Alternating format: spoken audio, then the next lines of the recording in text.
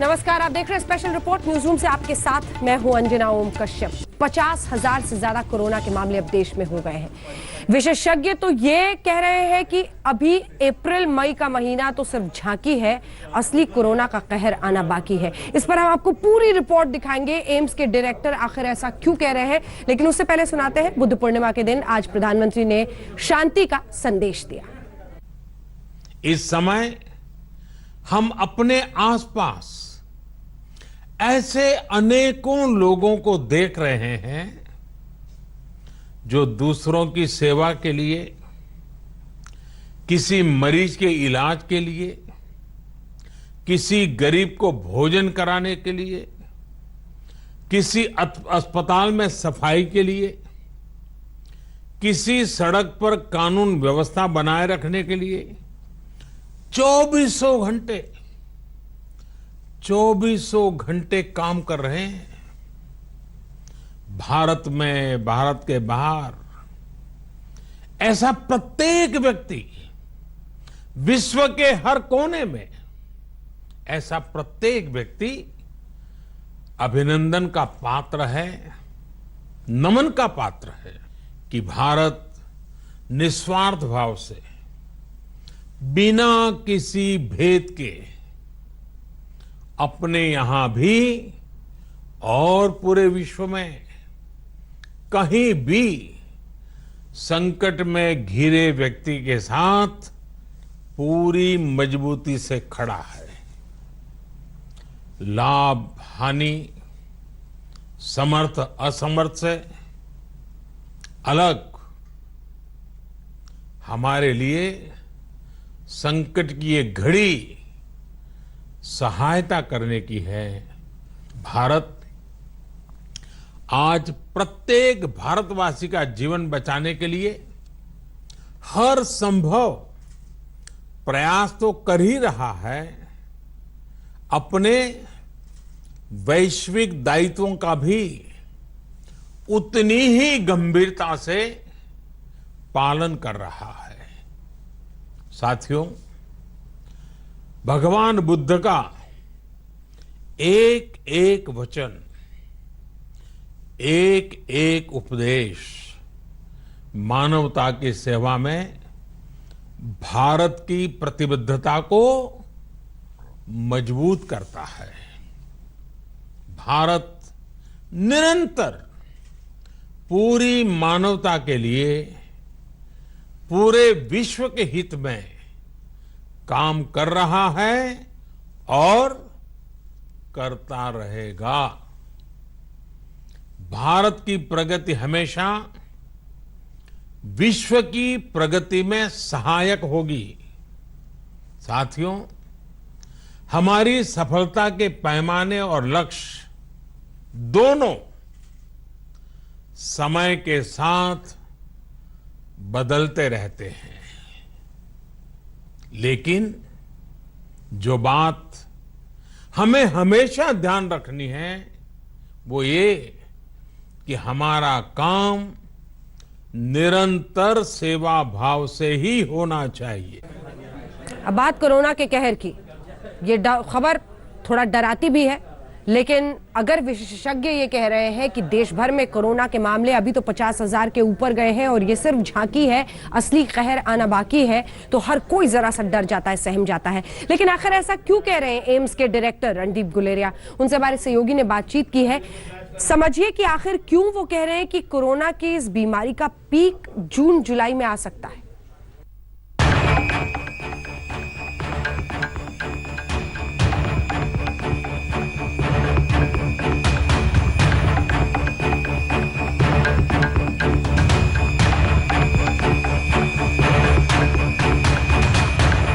पूरी दुनिया कोरोना संक्रमण के कहर से जूझ रही है और भारत में कोरोना संक्रमितों का आंकड़ा 50,000 पार कर चुका है। लेकिन कोरोना संक्रमण का जो हाल आप देख रहे हैं वो तो महज झांकी है।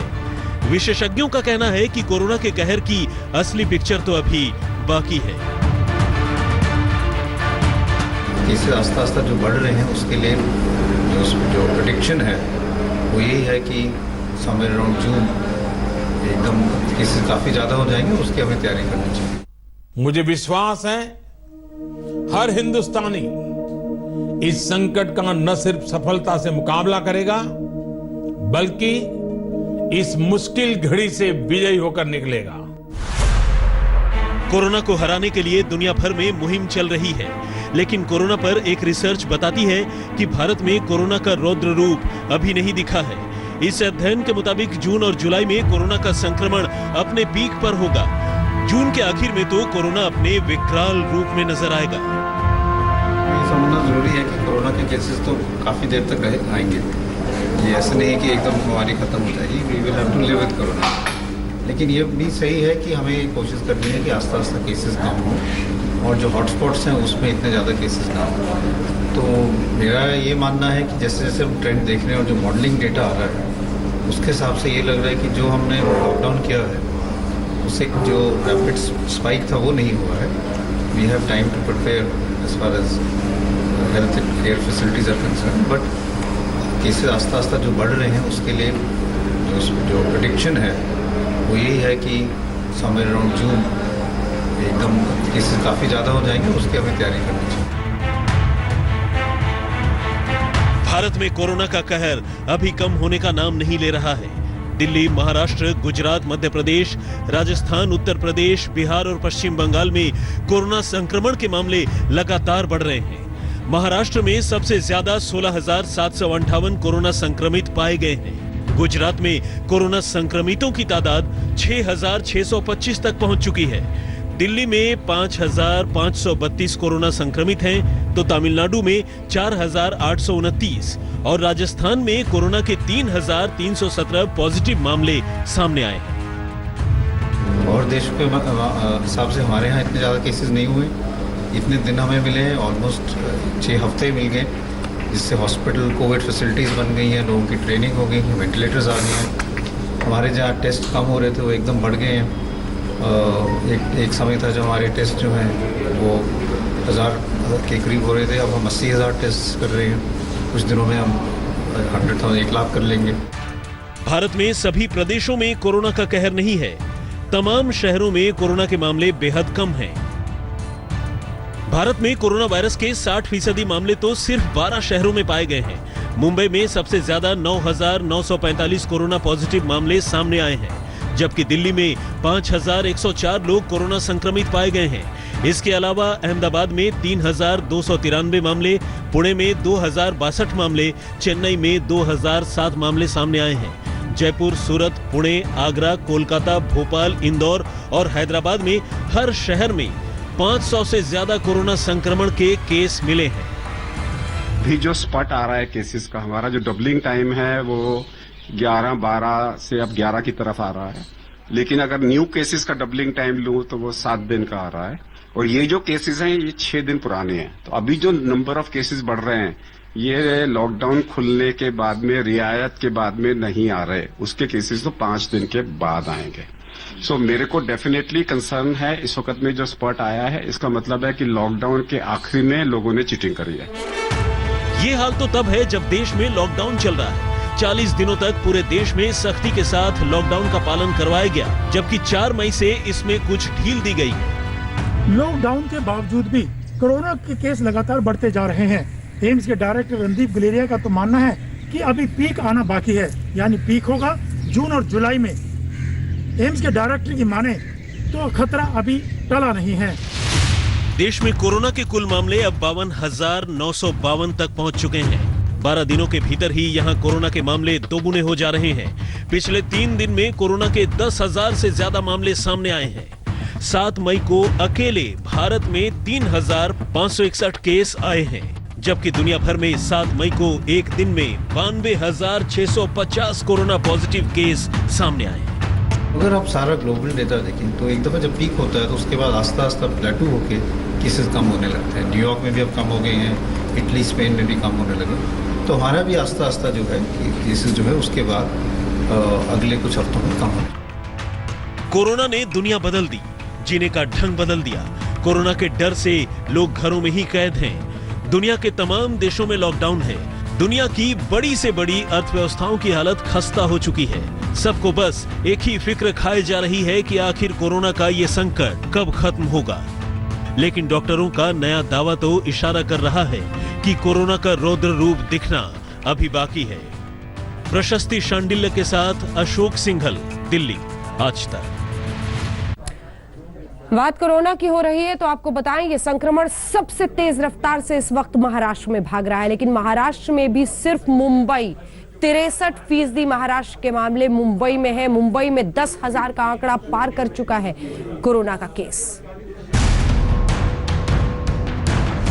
महाराष्ट्र कोरोना संक्रमण का गढ़ बन चुका है और माया नगरी मुंबई कोरोना के कहर का सबसे बड़ा केंद्र बन गई है। सिर्फ मुंबई में ही देश के 20% से ज्यादा कोरोना संक्रमित मरीज हैं और महाराष्ट्र के कुल कोरोना संक्रमितों में से सिर्फ मुंबई में ही 63% संक्रमित हैं। महाराष्ट्र में कोरोना संक्रमण के अब तक 16,758 केस सामने आ चुके हैं। इनमें से अकेले मुंबई में ही 10,714 कोरोना संक्रमित पाए गए हैं। 3,090 लोग कोरोना संक्रमण से मुक्त होकर घर जा चुके हैं, जबकि महाराष्ट्र में 651 लोगों ने कोरोना संक्रमण के चलते दम तोड़ दिया है। महाराष्ट्र में मुंबई के धारावी में कोरोना के सबसे ज्यादा मामले सामने आए। मुंबई के बाद सबसे ज्यादा संक्रमित मामले पुणे से आए। पुणे प्रशासन ने पूरे शहर को चारों तरफ से लॉक कर दिया और अब महाराष्ट्र का मालेगांव सबसे बड़ा हॉटस्पॉट बन गया है। मालेगांव में 24 घंटे में 75 पुलिसकर्मी कोरोना पॉजिटिव पाए गए हैं। यहां कोरोना संक्रमितों की तादाद 400 के पार जा चुकी है। मुंबई में कोरोना संक्रमण के बढ़ते मामलों ने सरकार के होश उड़ा दिए हैं। जिस तरह की आशंकाएं विशेषज्ञ जता रहे हैं, उनकी माने तो कोरोना का ग्राफ अभी और ऊपर जाने वाला है। मुंबई में अभी 43 अस्पतालों में कामकाज चल रहा है। इन अस्पतालों में 3,000 बेड कोविड-19 संक्रमितों के लिए हैं। लेकिन बढ़ते हुए कोरोना के मामलों को देखते हुए सरकार कई खुली जगहों को क्वारंटाइन सेंटर या अस्पतालों में तब्दील कर रही है। बांद्रा कुर्ला कॉम्प्लेक्स के MMRDA ग्राउंड में भी 1000 बेड का अस्पताल बनाया जा रहा है।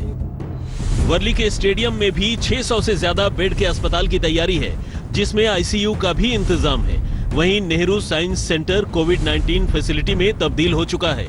अब इसे 100 बेड का आइसोलेशन वार्ड बनाया जा चुका है। महालक्ष्मी रेसकोर्स की पार्किंग में 325 बेड का अस्पताल बनाया जा रहा है।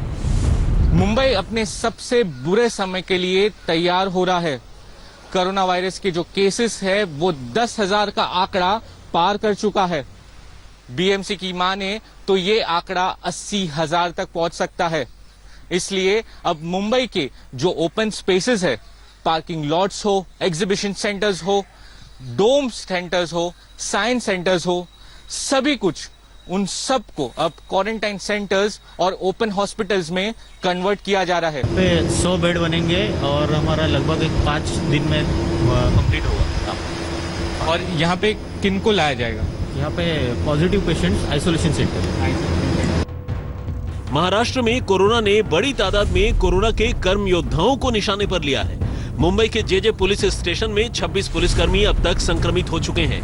मालेगांव में 75 पुलिसकर्मी संक्रमित हो चुके हैं। पूरे राज्य में अब तक 531 पुलिसकर्मी कोरोना से संक्रमित हो चुके हैं, जबकि 4 पुलिसकर्मी अपनी जान भी गंवा बैठे हैं। बुधवार को ही सोलापुर में एक ASI का कोरोना संक्रमण के चलते निधन हो गया। मुंबई से तनुश्री पांडे और सौरभ वक्तानिया के साथ साहिल जोशी, आज तक। और अब आइए आपको एक ऐसा वीडियो दिखाते हैं जिसको देखकर आपकी आंखें नम भी हो जाएंगी और इंसानियत भी शर्मसार हो जाएगी। मुंबई का सायन अस्पताल, जिस वार्ड में कोरोना के मरीजों का इलाज हो रहा है, वहीं पर हॉस्पिटल बेड्स पर लाशें भी लपेट कर पड़ी हुई हैं।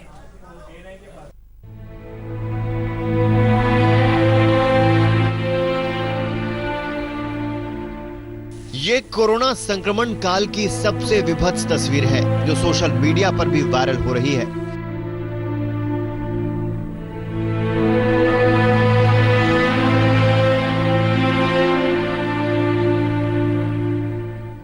ये तस्वीरें मुंबई के सायन के अस्पताल की हैं, जहां अस्पताल के बेड पर कोरोना संक्रमितों की लाशें पैक करके रखी हुई हैं और उनके बगल के बेड पर ही दूसरे मरीजों का इलाज चल रहा है। ये विभत्स नजारा सरकारी अस्पतालों में कोरोना संक्रमितों के इलाज की वानगी दे रहा है। तस्वीरें हम आपको हूबहू दिखा नहीं सकते, लेकिन आप इनसे ये जरूर समझ सकते हैं कि अस्पताल में लाशों को काले रंग की पॉलिथीन में पैक किया गया है। ये लाशें जहां तहां बेड पर पड़ी हैं, उनके बगल में बेड पर कोरोना के मरीज और संदिग्ध लेटे हैं। डॉक्टरों और नर्सों का आना जाना हो रहा है। ऐसा लग रहा है जैसे किसी को इसकी परवाह ही नहीं हो। सोशल मीडिया पर अस्पताल की लापरवाही का ये वीडियो जब वायरल हुआ तो अस्पताल प्रशासन के हाथ पांव फूल गए। अस्पताल प्रशासन ने दलील रखी कि जिनकी लाशें यहाँ हैं, उनके परिजन उसे ले नहीं जा रहे हैं। हमें जब ये वीडियो मिला तो हमने वो वीडियो के उपरांत एक समिति गठन की है। वो समिति ये वीडियो की सत्यता और अगर ये वीडियो सत्य है तो इसके अंदर क्या लैप्सेस हुए हैं ये ढूंढ के ये रिपोर्ट देगी कमेटी को। हमने 24 घंटे का टाइम दिया है। 24 घंटे के अंदर कमेटी हमको रिपोर्ट करेगी और उस उपरांत फिर हम अप्रोप्रिएट एक्शन लेंगे। अस्पताल प्रशासन का कहना है कि मरीज की मौत के बाद उनके शवों को पैक करके उनके परिजनों को सूचना दे दी गई थी। कहा भी था कि शव का जल्द से जल्द अंतिम संस्कार करवाएं, लेकिन लाशें लेने कोई आया ही नहीं। प्रोसीजर के मुताबिक बॉडी को 2 घंटे में डिस्पोज ऑफ करना होता है और आधे घंटे के अंदर हॉस्पिटल से बाहर निकालना होता है। डेथ होने के बाद फैमिली, लोकल पुलिस स्टेशन और मेडिकल हेल्थ ऑफिसर को हॉस्पिटल द्वारा इन्फॉर्म किया जाता है।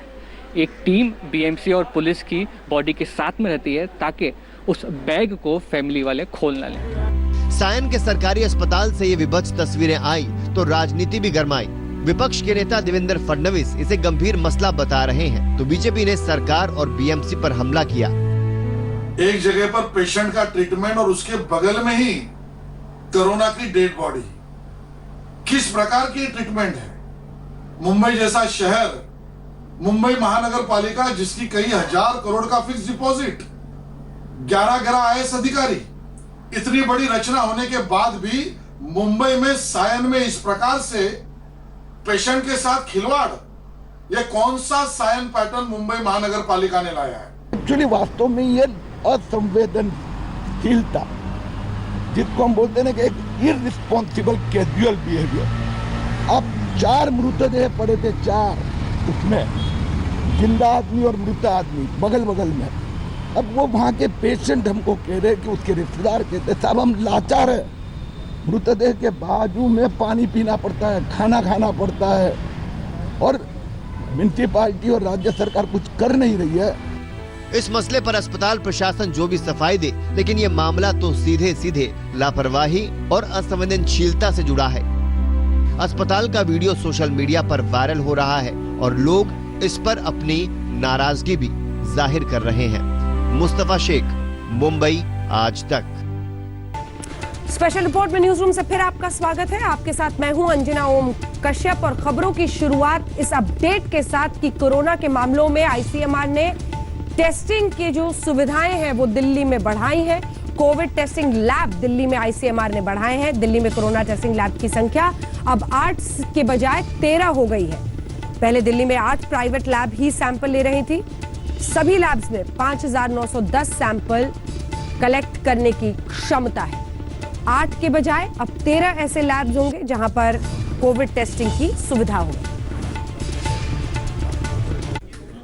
स्पेशल रिपोर्ट के पहले हिस्से में आपने देखा कैसे महाराष्ट्र केंद्र बन गया है सबसे ज्यादा कोरोना के मामले। गुजरात भी सबसे बड़ी चिंता बन चुका है, खास तौर पर अहमदाबाद, और अहमदाबाद में भी हॉटस्पॉट बनकर जमालपुर उभरा है। आपको बता दें कि संपूर्ण लॉकडाउन फिर से अहमदाबाद में इन्हीं हालात की वजह से करना पड़ा है। यहां एक वक्त पर जो ज्वेलर थे वो सब्जी बेचने लगे हैं। क्यों, इस पूरी रिपोर्ट में देखिए।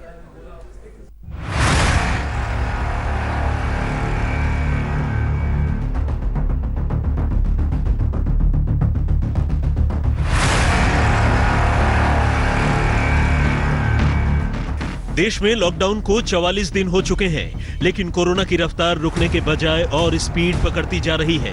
भारत के 12 शहर ऐसे हैं जहां देश के 60% कोरोना केस हैं और उन्हीं शहरों में से एक गुजरात का अहमदाबाद शहर।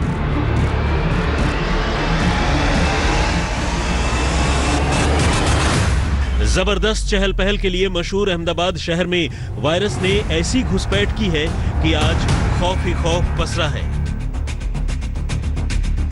देश भर में केंद्र सरकार ने लॉकडाउन 3.0 में कुछ रियायतें दी हैं, लेकिन अहमदाबाद में आज भी संपूर्ण लॉकडाउन है। आप देख सकते हैं कि पीपीई किट पहनकर सड़कों पर सीआरपीएफ के जवान गश्त लगा रहे हैं। अहमदाबाद के अलग अलग इलाकों में रैपिड एक्शन फोर्स यानी आरएएफ की तैनाती भी कर दी गई है। शहर में कोरोना से हालात बेकाबू होते देख प्रशासन ने 7 से 15 मई तक संपूर्ण लॉकडाउन का फैसला किया है। अहमदाबाद में आज से दूध और दवा की दुकानों को छोड़कर जरूरत के सामान की सभी दुकानें बंद कर दी गई हैं। अहमदाबाद कोरोना का हॉटस्पॉट बना हुआ है। वैसे में अहमदाबाद म्यूनिसिपल कॉरपोरेशन के जरिए ये फैसला लिया गया है कि सिर्फ दूध और दवाई ये दोनों चीजों की दुकान ही खुलेगी। इस वक्त हम मौजूद हैं अहमदाबाद के जुआपुरा इलाके में और यहाँ पे आप देख सकते हैं जो दूध की दुकान है वो खुली है। साथ ही आरएएफ को तैनात कर दिया गया है ताकि जो पैरामिलिट्री फोर्स है वो इलाके में लगातार यहाँ पे रहे और जो लॉकडाउन है उसका सख्ती से पालन करवाए। अहमदाबाद में जिस तरह कोरोना का ग्राफ नई ऊंचाई पर पहुंच रहा है, उसने समूचे शहर को डरा कर रख दिया है। गुजरात सरकार के भी हाथ पांव फूल गए हैं कि आखिर वो करे तो क्या करे, कोरोना को कंट्रोल कैसे करे। गुजरात में 6 मई को कोरोना के 380 नए केस सामने आए, जबकि 28 लोगों की कोरोना के चलते मौत भी हो गई। इस तरह गुजरात में कोरोना के मरीजों की संख्या 6,625 पहुंच गई, जबकि गुजरात में कोरोना से मरने वालों की संख्या 396 हो गई। अकेले अहमदाबाद में 6 मई को कोरोना के 291 नए केस आए।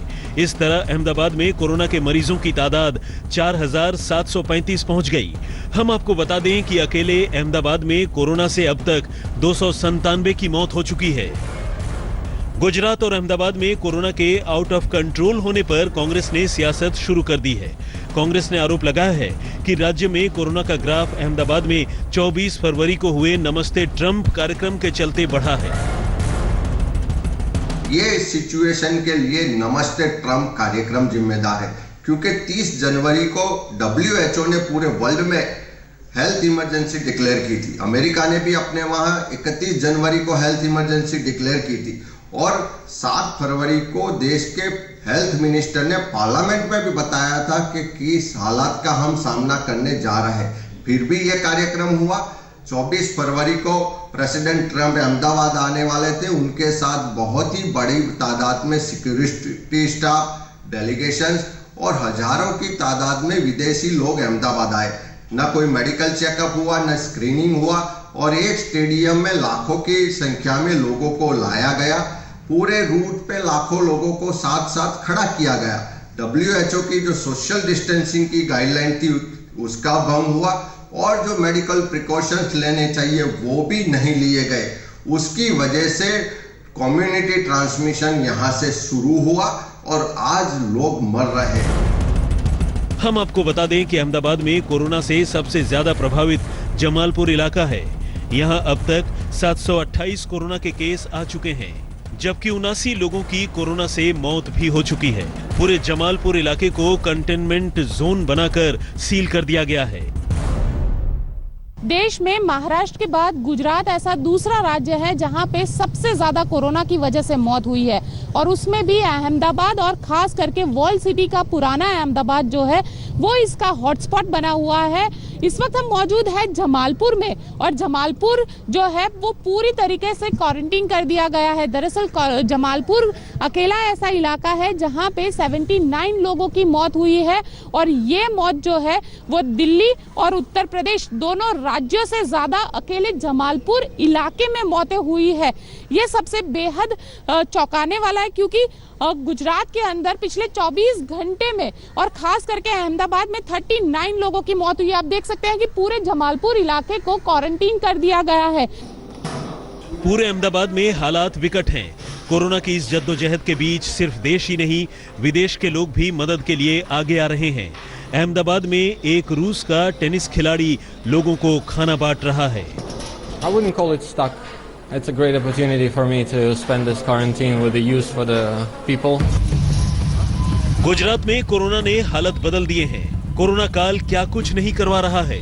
वडोदरा में एक ज्वेलर का धंधा बंद हुआ तो वो सब्जी बेचने लगा। आप देख सकते हैं कि कैसे तुरई, लौकी, शिमला मिर्च के लिए ये ज्वेलर आवाज लगा रहा है। ज्वेलर कनू भाई सोनी ने अपनी पहचान के मंडी वाले से थोक में सब्जी मंगवाई और घर पर ही सब्जी की दुकान लगा ली। समूचा गुजरात कोरोना से डर रहा है। पता नहीं आगे क्या होने वाला है।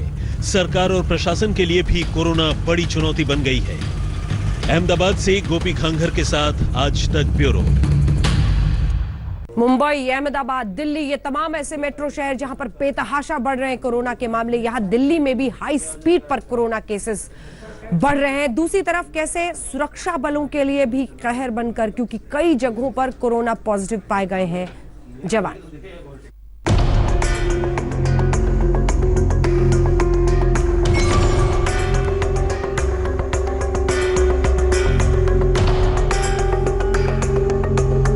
जिस दिन से दिल्ली में कोरोना वायरस आया है उसी दिन से लगातार दिल्ली में कोरोना के मरीजों की संख्या बढ़ती ही जा रही है और अब यह आंकड़ा धीरे धीरे 5,500 से ऊपर पहुंच गया है।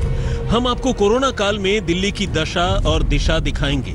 उससे पहले आपको एक कोरोना का काल चक्र दिखाते हैं, कैसे राज्य दर राज्य वायरस फैल रहा है।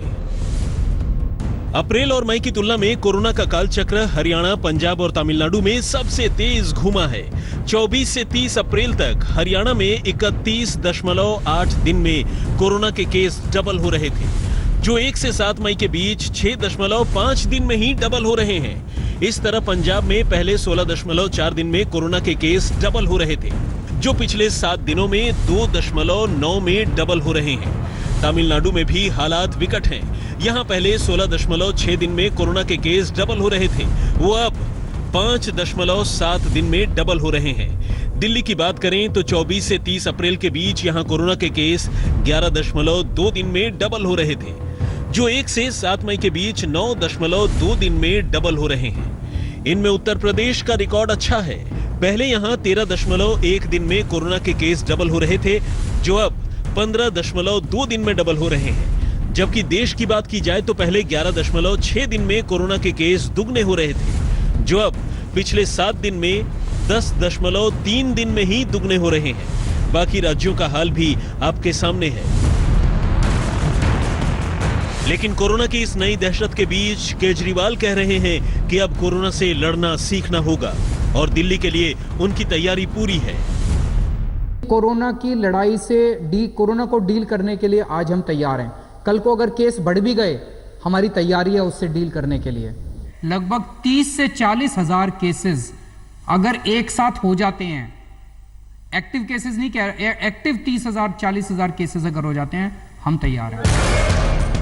लेकिन 6 मई को दिल्ली में जिस तरह से कोरोना के मरीजों की संख्या में इजाफा हुआ, वो अपने आप में डराने वाला है। जी हां, राजधानी में 6 मई को 428 नए केस सामने आए और मरीजों की संख्या बढ़कर पहुंच गई 5,532। दिल्ली के अंदर कुल मिलाकर अभी तक 5532 केसेज हैं, जिसमें 428 केसेज कल के एडअप हुए हैं। डबलिंग रेट अभी भी जो कल बताया था मैंने 11 के करीब है। 11 दिन पहले जितना था उसका डबल था। हम आपको बता दें कि कोरोना का कहर सिर्फ आम लोगों पर ही नहीं बल्कि पैरामिलिट्री फोर्स पर भी टूट रहा है। सीआरपीएफ, बीएसएफ, आईटीबीपी, सीआईएसएफ और एसएसबी में अब तक 422 जवान कोरोना पॉजिटिव मिले हैं। बीएसएफ में 2 जवानों की मौत हो चुकी है और आंकड़ा 195 तक पहुंच चुका है। सबसे ज्यादा संख्या सीआरपीएफ में इस वक्त मौजूद है। ये वो जवान हैं जो कि लॉकडाउन का पालन कराने के लिए अलग अलग राज्यों की पुलिस के साथ तैनात थे। सीआरपीएफ में ये संख्या सबसे ज्यादा इस वजह से है क्योंकि लॉकडाउन का पालन कराने के लिए अलग अलग नाकों में सबसे ज्यादा जवान सीआरपीएफ के तैनात होते हैं। दिल्ली के इस संकट के बीच लोगों के मददगार भी घूम रहे हैं। ये है सिख फॉर यू नाम की एक संस्था। दिल्ली में किसी को खाना नहीं मिल रहा है, किसी को अपना इलाका सैनिटाइज कराना हो तो ये तुरंत हाजिर हैं। इस वक्त हम दिल्ली के बलदेव पार्क में मौजूद हैं। आप देख सकते हैं यहाँ पर सैनिटाइजेशन का जो प्रोसेस है वो किया जा रहा है, क्योंकि कोरोना जो संक्रमण है वो फैला हुआ है। ऐसे में यहाँ पर आप देख सकते हैं कुछ सिख यूथ्स हैं जो इन्होंने बीड़ा उठा रखा है और इलाके में जो है सैनिटाइजेशन जो प्रोसेस है वो किया जा रहा है। लेकिन लॉकडाउन के बीच राजधानी में प्रवासी मजदूरों की भी एक बड़ी टेंशन है। यहाँ अफवाहों के चलते रोजाना मजदूर आनंद विहार स्टेशन पर पहुंच जाते हैं। ऐसी अफवाहें फैलाई जा रही हैं कि आनंद विहार से ट्रेन और बस की सुविधा शुरू हो गई है, जबकि ऐसा कुछ भी नहीं है। दिल्ली के लिए वायरस से निपटना किसी बड़ी चुनौती से कम नजर नहीं आ रहा। जितेंद्र बहादुर सिंह के साथ चिराग गोठी, दिल्ली, आज तक। और अब महाकाल की नगरी उज्जैन में कैसे काल बनकर कोरोना आया है ये हम आपको दिखाते हैं। मामले कितने हैं, कितने लोगों की मौत हुई है, इससे ज्यादा नजर इस बात पर रखिए कि यहां पर मृत्यु दर अभी देश में सबसे ज्यादा है। अभी तक तो मध्य प्रदेश में इंदौर सिरदर्द बना हुआ था, लेकिन नया हॉटस्पॉट बन गया है उज्जैन। महाकाल की नगरी में कोरोना काल बनकर घूम रहा है। मध्य प्रदेश देश के उन राज्यों में है जहां आंकड़े 3000 के पार पहुंच चुके हैं। इंदौर में 1681 कोरोना पीड़ित हैं और 81 लोगों ने जान गंवाई है। वहीं भोपाल में पीड़ितों का आंकड़ा 605 पहुंच चुका है, जबकि 20 लोगों की मौत हो चुकी है। लेकिन असल टेंशन तो उज्जैन में बढ़ रही है। यहाँ संक्रमितों की संख्या अभी 204 ही है, लेकिन मौत का आंकड़ा 42 हो चुका है। उज्जैन के लिए सरकार तमाम उपाय कर रही है, लेकिन हालात संभलते नहीं दिख रहे। चंद रोज पहले ही बड़े स्तर पर प्रशासनिक फेरबदल किए गए और सख्ती भी बरती गई, लेकिन मौत की रफ्तार नहीं थम रही।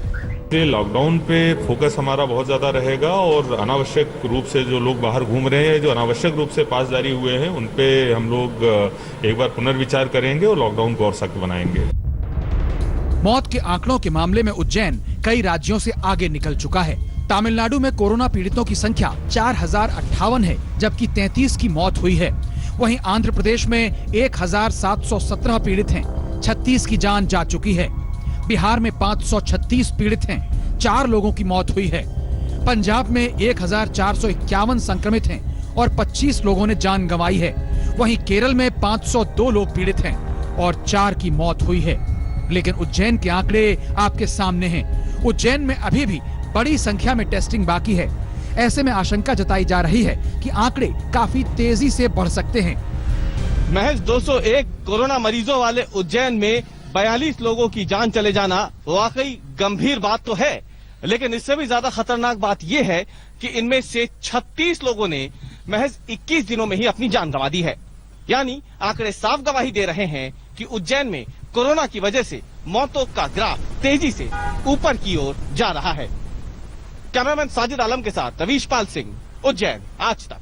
देश के तमाम राज्यों में कोरोना के कहर की खबर लेने के बाद अब आपको लिए चलते हैं पश्चिम बंगाल, जहां के हालात खराब दिखाई दे रहे हैं। केंद्र सरकार ने अलर्ट भी जारी कर दिया है। यहां पर 13% से ऊपर है इस वक्त मृत्यु दर।